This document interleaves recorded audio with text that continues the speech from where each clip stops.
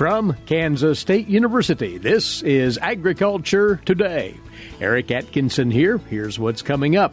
K-State's Dan O'Brien will recap yesterday's USDA grain stocks and small grains summary reports, and he'll discuss what crop production and market issues are on the minds of agricultural lenders, as expressed at K-State's Agricultural Lenders Conferences earlier this week. Then K-State's Sarah Lancaster is joined by Oklahoma State University's Scott Senseman. They'll discuss the potential of herbicide carryover from this growing season to the next, looking at how herbicide types differ in their degradation in the soil and how weather patterns influence that. And K-State's Chip Redmond will return to talk more about the growth of the K-State Mesonet weather station network in Kansas. All that here on Agriculture Today.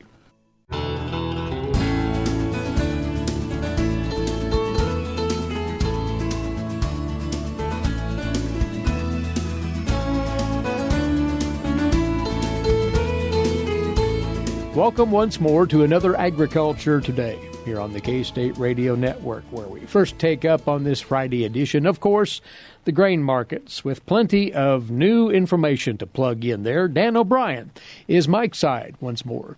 He's a grain market economist with K-State Research and Extension, and fresh off Dan being an active participant in K-State's pair of agricultural lenders conferences, one in Garden City, the other in Manhattan, the last couple of days. Before we get into the new USDA reports, let's speak a moment about what's on agricultural lenders' minds as you visited with them at that conference. Well, I think the first thing from their discussion, their questions, had to do with the high price situation, whether it would be sustained for their customers. Again, high prices meaning grain prices. High prices on the selling side, and again, there's a distinct pattern that we saw when you look at the relationships between stocks use and prices, and you can take the same chart for the last 3 years and almost just superimpose it on one another, both in terms of what's happening in the U.S. and what's happening in the world.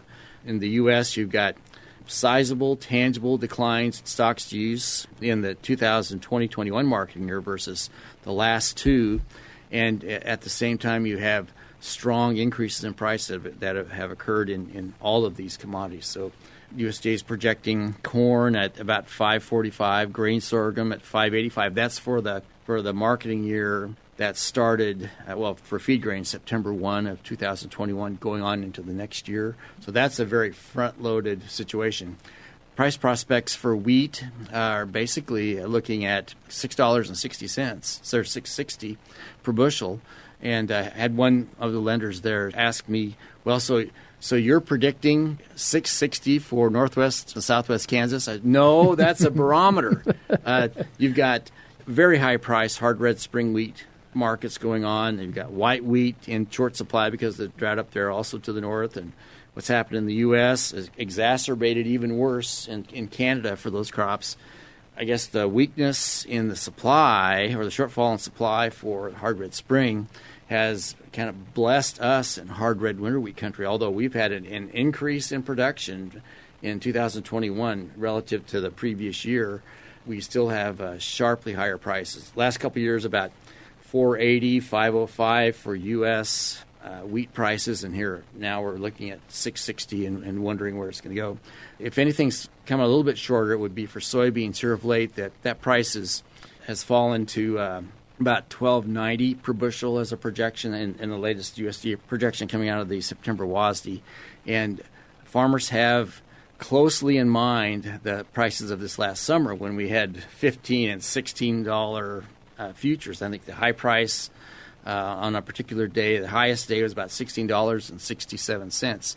So their point of reference are those high prices that they just missed. But if you look back to the previous 2 years, our season average price was $8.45 2 years ago in the U.S. for soybeans, and I think it was $10.50 or $10.40, something like that. Pales in comparison. So we talked a lot about point of reference and helping both themselves and the people that they work with to keep in mind the context of these prices, and perhaps not be too enamored with trying to hit that very highest price, but to realize the risks that we have right now in these markets and keeping these prices around.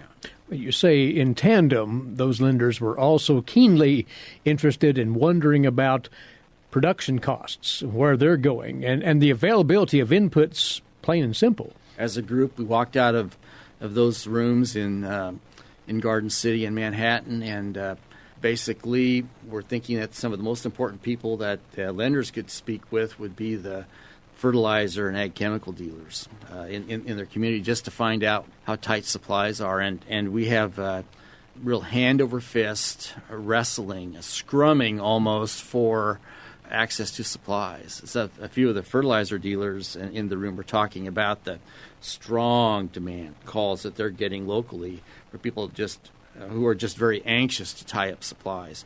You know, when you look at all these crops, including cotton, grain sorghum, corn, soybeans, wheat, tremendous prices. And if any of those are standing on their own in any one year and other crop prices were weak, well, we'd see a whole bunch of acres of that crop, but they're all up together. So one thing that could come into play in this fall and spring is just the availability of fertilizer and ag chemicals, and not necessarily just by the dollar amounts, but the key ones that you have to make some of these cropping systems go, particularly with some, if there's GMO, herbicide tied in or insecticide dependent cropping systems. So we could find ourselves in a situation where our plan A for crop choice can't be as effectively done as we'd hoped. And whether it's because of fertilizer, herbicides, insecticides, who knows, it might even be seed. Perhaps they can't do plan A just because of the tightness or the extreme high prices that we're seeing. Very inelastic demand for this stuff right now. That could drive us towards doing some things we may not normally do. We can plant wheat, and now that we've had some moisture in parts of western Kansas, we can plant wheat and generally not have to use as many of those key inputs as we have as some of the other crops would demand. People will still grow those other crops, particularly on irrigation, but if they anticipate any challenges in getting inputs on into the spring of next year, then maybe wheat's something to consider now, or to at least get in the ground with what inputs they have and see where they stand. And it could be a pretty good option as we start doing trade-offs next spring. Well, those talking points at the Agricultural Lenders Conference is co-hosted by K-State this past week. But moving beyond that, right on the heels of those, Dan, the USDA's two reports, grain stocks, along with the small grains summary. Start with the stocks report, if we might. Soybean complex took it hard, that news. Well, and for soybeans, for stocks numbers, that basically showing stocks way higher than any trader had guesstimated, which means usage was less than they thought. And in the market's response, you saw soybeans down yesterday, and the November contract 27 some cents, January 28, et cetera. So soybeans had a short-term response that's pretty negative. Of course, it's still 12.65, et cetera, 12.56 in November on yesterday's close, 12.65 in January. So still pretty good prices, but again, you're coming off the 13s and 14s that we were growing accustomed to seeing. So that was the negative side. On the corn, we had some negative downturn. Again, generally a little higher stocks around, a little less usage than had been thought, but the change was only about 2 cents to the negative side, and that was only in the lead contracts. So for that, 2 cents anymore is just sort of noise in the market. But 20, 30 cents, like we've seen in soybeans, is a big thing. But the big beneficiary in the reports yesterday, the wheat complex, and the amount of wheat out there, broadly speaking, is far below expectations. That resulted in a rally. Well, that's right. And a rally of some 20, well, basically 17, 18, 19, 20 cents per bushel.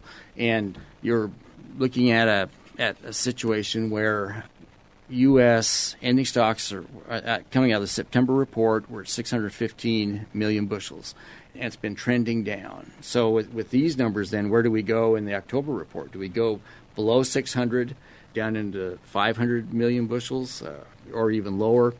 We have seen from the last marketing year, we had ending stocks to use of 40% for U.S. wheat, and here in 1 year now, we're basically at 30% stocks to use.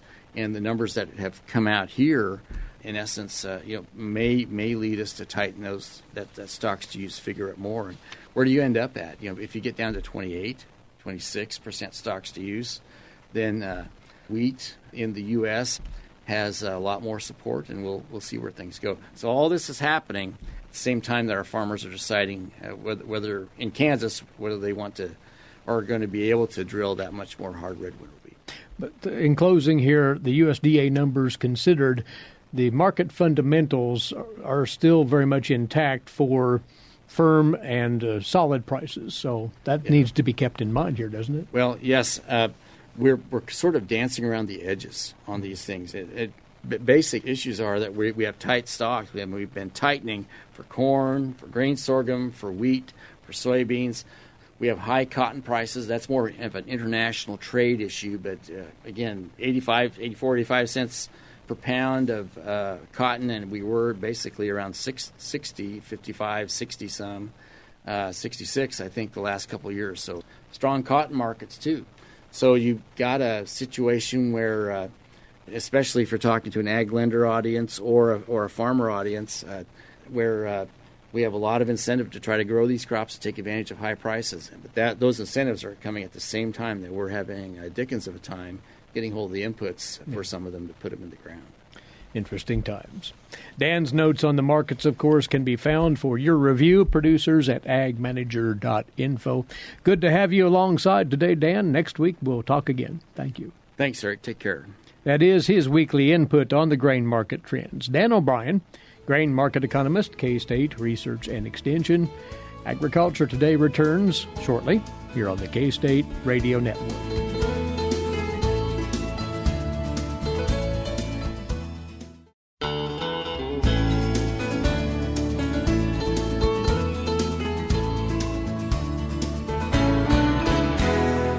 Agriculture Today continues now.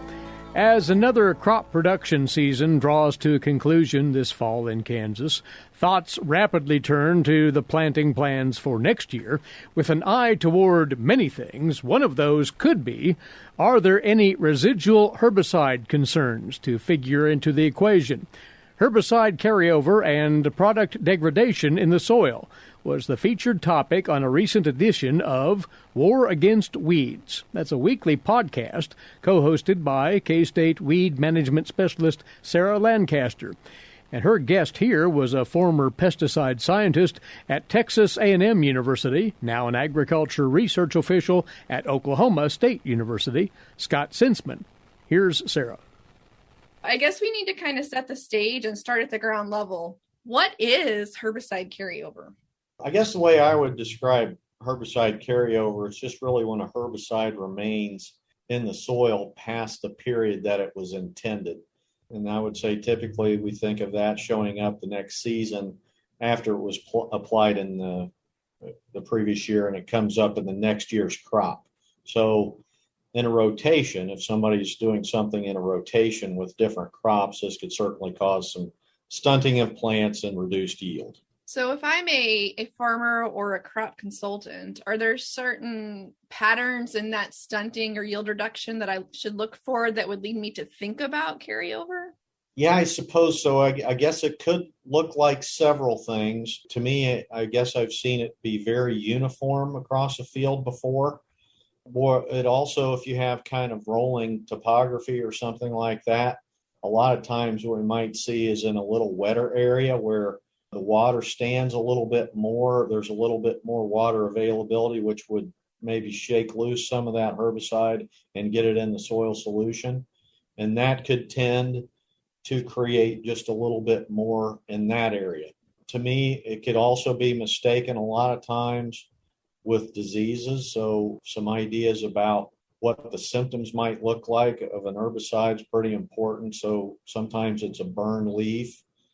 Sometimes it's a chlorotic tissue or a cotyledon that's burning around the edges of something. Sometimes it's bleached tissue or curled leaves, and all depending on what it is that you've applied before. Okay, so that herbicide symptom could be any number of things. And patterns could exist and sometimes they don't. So sometimes that's a very difficult diagnosis from time to time. Yes, it all comes down to asking questions about management history sometimes, I think. Yeah. So speaking about management history, as we think about herbicides that have been used, what are some characteristics of those herbicides that might be associated with slower degradation? So what types of herbicides might we need to be more aware of carryover with? Well, I think the thing that probably makes me more wary of a certain set of chemistries would probably be what we would consider the sulfonylurea herbicides and other related materials that might be in what we would consider the group 2 WSSA codes of herbicides, and those would be the ones that are going to affect the acetolactase synthase or ALS herbicides. To me, there's really strong candidates for carryover because as pH increases, they're highly soluble. And, just to maybe give an example of one of those, something like chlorsulfuron or glean, which would be used in a wheat scenario, you've got at a pH 5, it's about 580 milligrams per liter solubility. But a pH 7, it's like 31,000, almost 32,000.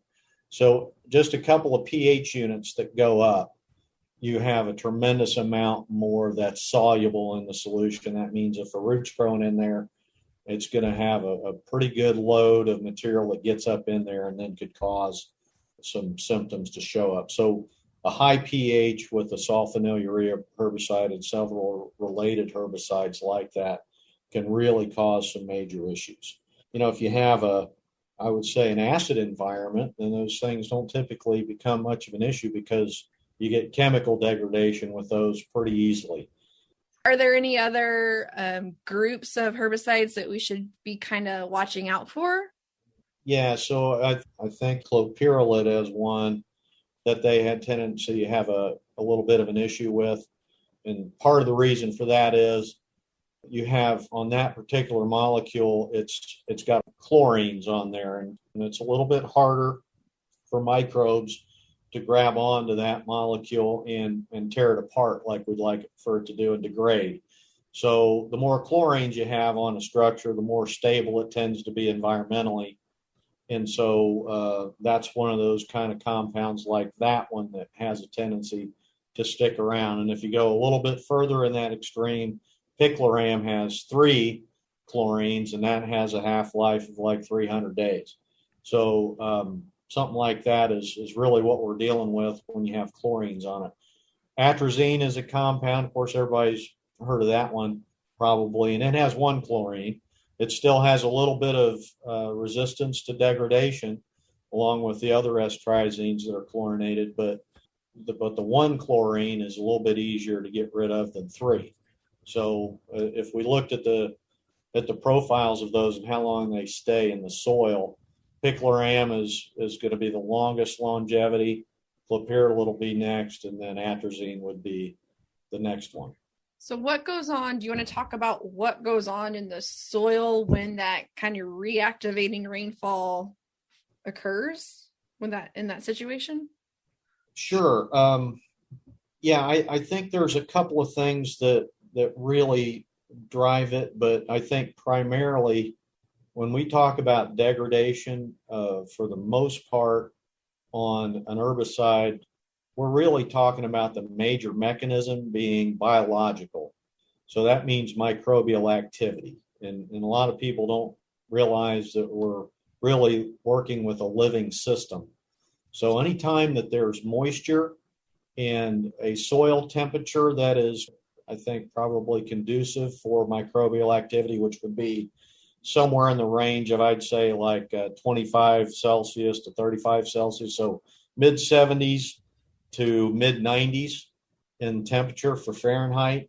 When you get a good mixture of that temperature with good soil moisture, with just a little bit of air in it, so it's not waterlogged, it's got a little bit of air in it, but it's got good solid soil moisture, that really makes the microbes get cranked up, and then they go after stuff that's got carbon in it. So that's where we typically see the best activity. And also then that's really probably in the upper couple of inches of soil. As you go deeper down the soil profile, those microbes become less and less numerous and less active. So really, when we're talking about cranking something up for degradation, it's good moisture with a little bit of air in it and a temperature probably within that wheelhouse of mid 70s to mid 90s. Soil classification has a lot to do with it as well. So when you have a soil that's got a little bit more clay in it, typically, and it doesn't always follow, but typically you're going to hold on to water a little bit better, as well as organic matter in that environment. You don't have as much airspace like in a sandy soil that causes a lot of oxidation of that organic matter. So those tend to have a little bit more soil microbial activity, those kinds of soils as well. So if you're talking about a sand versus a clay, there may have been enough for a long enough period to have some good microbial activity and enough degradation. But you might be able to do some sort of a bioassay technique. That's a way to perhaps give an indication as to what you're dealing with. So bioassays are something that are mentioned on some of the product labels, kind of almost as a footnote in a lot of cases, right? They have their table of the rotation intervals, and then they say, if it's not listed here, do a bioassay. So thinking about, the weeks or the months listed on those rotation intervals, here's a softball for you. Do the winter months count? Right.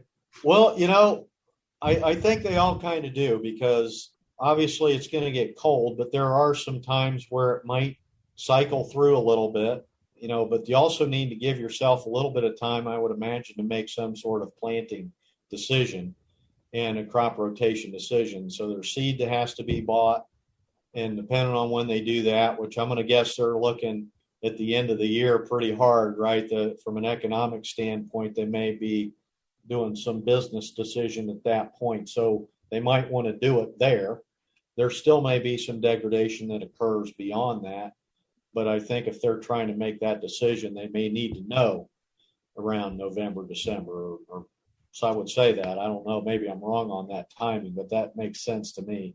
So regardless of whether we're going to get a little more degradation or not, I would probably say we probably need to do some sort of bioassay within that time range. Remarks there from Scott Senseman of Oklahoma State University, joining K-State's Sarah Lancaster on that War Against Weeds podcast. Simply search for it online by name, War Against Weeds, to hear the full version of this informative podcast. You're listening to Agriculture Today.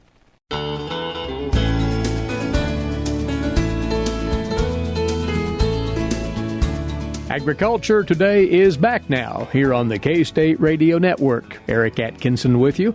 And on we go now to today's agricultural news headlines, courtesy in part of DTN. To pass along to you the Kansas numbers from the USDA's Small Grain Acreage and Production Report released yesterday. Winter wheat production in Kansas officially estimated at 364 million bushels. That was up 29% from last year. Harvested for grain, 7 million acres, up 12%. That's out of planted acres of 7.3 million. That was up 11% from a year earlier. The yield here in 2021, 52 bushels per acre, up 7 bushels from 2020. As for the other small grains, oat production in Kansas, estimated at 1 million bushels. That was up 20% from last year. The acreage harvested for grain was at 20,000, up 25% from the previous year, and oat yields 50 bushels per acre, down 2 bushels from 2020. And barley production estimated at 264,000 bushels, down 14% from a year ago, with the acreage harvested for grain at 4,000, down 33% from 2020, and the average yield, though a record high, 66 bushels per acre, up 15 bushels per acre from last year. That out of the USDA's new Small Grains Summary released yesterday. Well, revolving back around to something we discussed with K-State's Dan O'Brien earlier, as the 2021 corn and soybean crops are coming out of the fields, the supply situation for fertilizer and other chemicals is shaping up to make 2022 an expensive year for crop inputs. The move by China earlier this week to ban phosphate exports until at least June of next year puts even more pressure on global phosphate trade. Now, the U.S. does not buy much phosphate directly from China, but that country represents about 30% of world trade, and now China's traditional buyers will be looking elsewhere. The ripple effect of that will not be positive for U.S. growers, according to a farm inputs analyst for Rabobank, Samuel Taylor. He said, "We're likely to see pressure on urea and the MAP and DAP products in particular. Fertilizer prices have steadily risen this past year, according to retail prices tracked by DTN. Monoammonium phosphate, or MAP, is 74% higher than a year ago. Diammonium phosphate, or DAP, is 63% higher. Nitrogen fertilizers, such as urea ammonium nitrate, or UAN, has gone up 78% from a year ago, while potash is 85% higher." On a more upbeat note, one of several African swine fever vaccine candidates has now been successful in protecting both European and Asian-bred swine against the current circulating Asian strain of the disease, according to the USDA yesterday. The trials by USDA Agricultural Research Service scientists show that one particular vaccine candidate also can be commercially produced and maintain its vaccine efficacy against Asian ASF strains when tested in both European and Asian breeds of swine. The vaccine revealed immunity in about one-third of swine by the second week post-vaccination, with full protection in all swine achieved by the fourth week. The USDA has successfully engineered and patented 5 ASF experimental vaccines and has executed 7 licenses with pharmaceutical companies to develop those vaccines.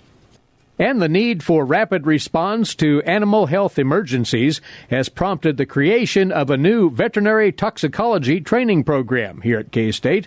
A $248,000 USDA grant will enhance the ability of researchers in the College of Veterinary Medicine to answer calls for help.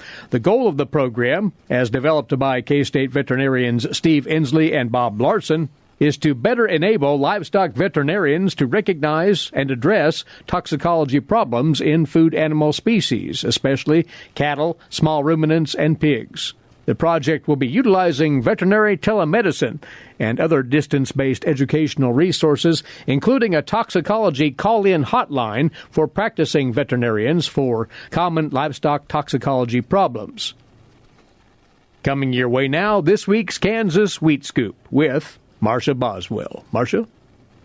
The fall fieldwork season is a flurry of activity as Kansas farmers harvest fall crops, eye the end of haying, and put this year's wheat crop in the ground. As they do, the U.S. grain supply chain is also hard at work, moving this year's crop through an extensive network to destinations foreign and domestic. Tracking the ebb and flow of wheat through the U.S. wheat supply chain is yet another tool Kansas farmers can use in their grain marketing plans for the upcoming year. About half of the Kansas wheat crop is exported every year, emphasizing the importance of knowing where grain is headed once farmers deliver it to the elevator.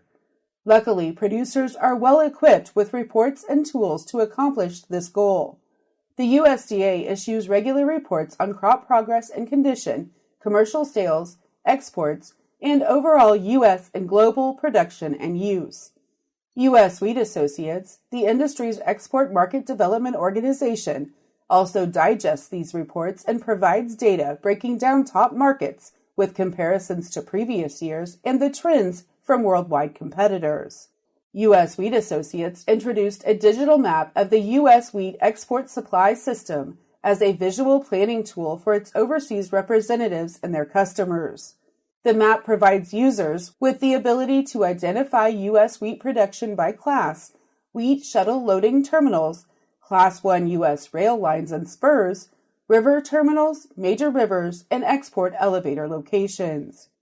The map demonstrates how the U.S. wheat supply chain is driven by geography and how Kansas sits at the heart of it all.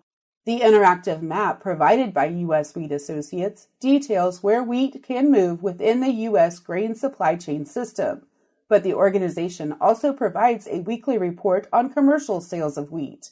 This information helps rack and stack international buyers of U.S. wheat, overall and by class, with comparisons to the last marketing year at the same time and the end-of-year totals for the last 5 marketing years. In addition, each month, USDA keeps producers and end users alike up to date on the latest projections for U.S. and global wheat production, use, exports, and stocks in its World Agricultural Supply and Demand Situation, or WASDE, report. The WASDE report provides a month-to-month overview of global agricultural trade, with updated estimates as weather events unfold and crops in both the United States and abroad emerge, mature, and are harvested. The report provides valuable insights into the supply and demand factors that influence the price of wheat. Get links to these reports at kswheat.com. For Kansas Wheat, I'm Marcia Boswell. Thanks, Marcia, and you're tuned in to Agriculture Today.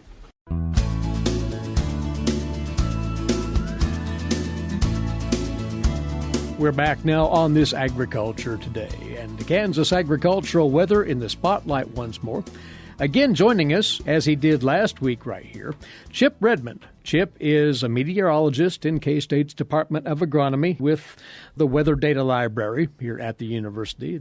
Chip, once again, will be visiting very frequently here in this latter time slot on the broadcast each week to get folks caught up on what's happening on the Kansas weather scene and what services the library is providing here.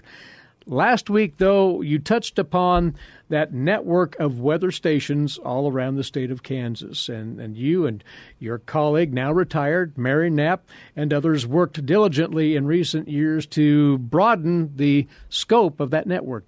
Yeah, we've really focused on growing the network where there were big gaps within the state, whether it's within the Mesonet or even other observation networks. And so that growth has been helped by either grants or nonprofits who have contributed to that. And so we are able to obtain that funding. We search diligently to find a location in those holes, and that siting is World Meteorological Organization standards. So we're looking at areas that are representative, so they're not on the highest hill and not in the lowest valley, but they don't have obstructions around them, so they can be used outside of that immediate area. Maybe should step back a bit and describe a weather station. What's the technology involved in that data gathering? Yeah, so the World Meteorological Organization recognizes a weather station as being a Mesonet station if it collects data within certain time periods. So we collect data up to 1 minute resolution, and we do that for almost all our observations. What that does is it also takes up to 3-second samples. And so it has to have a high enough frequency of sampling rate to officially look at the scenario in place.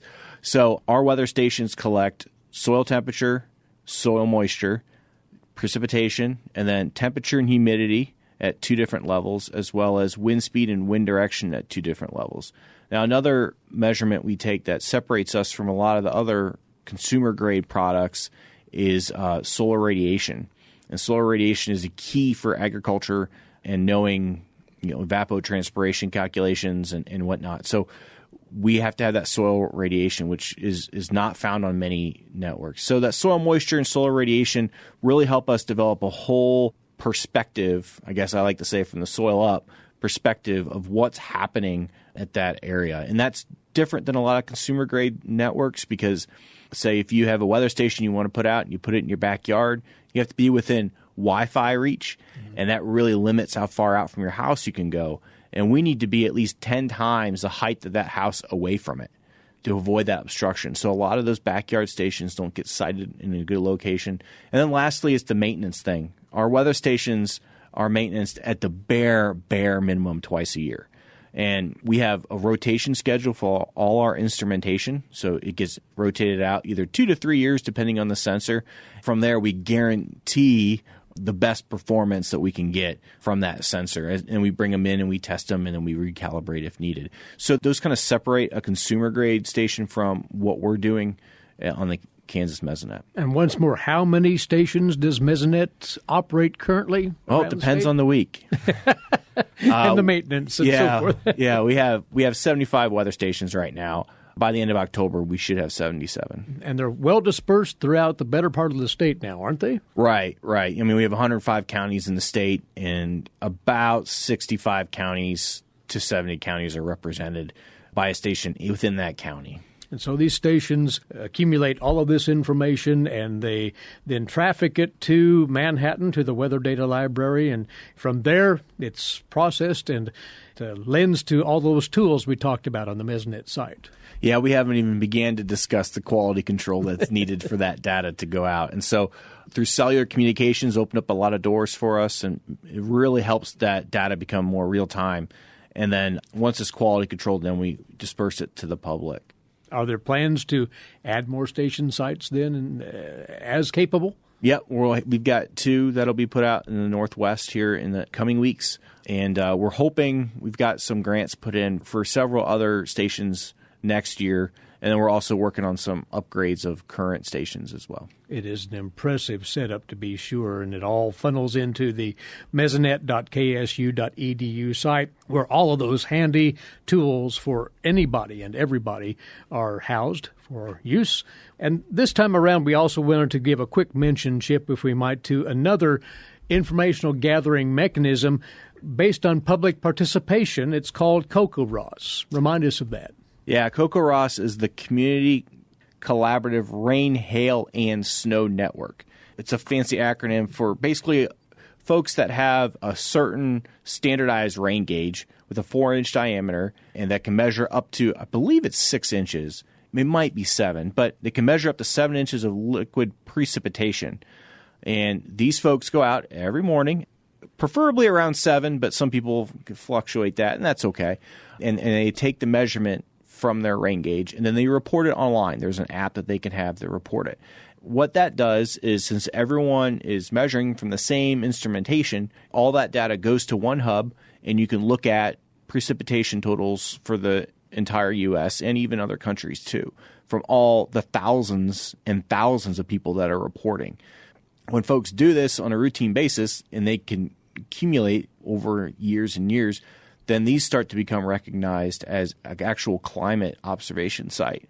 And so you can start to look at your precipitation trends long term. And that's a lot of the goal for folks long term. Participation is free in COCORAHS, and one of the neat things about it is that individuals, and on top of lending to the body of information about precipitation events, they can track consistently their own precipitation for their own purposes within the framework of that website. Yep. So you can go in there and you can pull down your yearly precipitation, and you can also look at past years and compare it. Now, free is true, but the rain gauge you have to purchase, or if you sign up for COCORAHS, don't have a rain gauge, we probably could help you out, and we'll get notification of that if you sign up. If you'd like to know more, go to COCORAHS.org, COCORAHS.org. They also have links to that at the Weather Data Library website at K-State. Well, Chip, next week we will talk about what's happening in the weather at that time. Thank you, and we'll talk soon. Sounds great. Thanks. Meteorologist Chip Redmond from K-State's Department of Agronomy, and affiliated, of course, with the Weather Data Library here at the university. Our time's away for today. Thanks for tuning in. Eric Atkinson bidding you a good weekend for Agriculture Today. This is the K-State Radio Network.